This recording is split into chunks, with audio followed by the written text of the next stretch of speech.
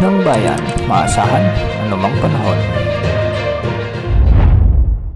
Magandang araw po sa ating lahat. Narito ang update sa lagay ng panahon ngayong araw ng Biyernes, April 12, 2024. Ngayong Biyernes ay easterlies pa rin o ang mainit na hangin mula sa dagat Pasipiko ang patuloy na makakaapekto sa ating buong bansa. Ito ang magdadala ng mainit o malinsang panahon sa ating buong kapuluan. Para sa tayan ng panahon ngayong araw sa Luzon ay asahan ang maliwalas at mainit na panahon sa buong rehiyon, subalit may mga ilang bahagi ng Luzon na magiging maulap at minsan ay makakaranas ng pagkidlat pagkulog dahil sa mga localized thunderstorms.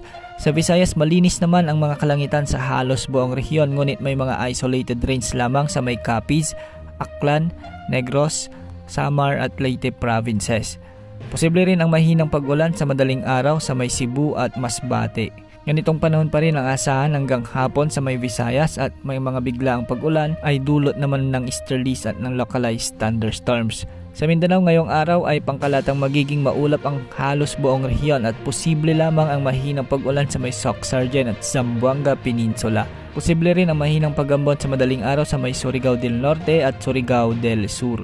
Samantala, isang cloud cluster naman ang namataan natin sa silangan ng Mindanao at ayon sa 10-day weather forecast natin ay mababa naman ang tsansa nitong maging bagyo sa loob ng 48 hours. Posible lamang itong lumapit sa bansa at posibleng magdulot ng mga pag-ulan sa Mindanao sa mga susunod na araw.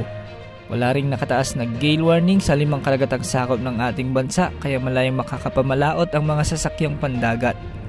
Para naman sa heat index update at forecast, kahapon araw ng Huwebes, pumalo ang pinakamataas na heat index na 44 degrees Celsius sa may Dagupan City, Pangasinan. Ito na ang ika-4 na araw na diretsyo ng naitatala sa lugar ang pinakamataas na heat index sa bansa.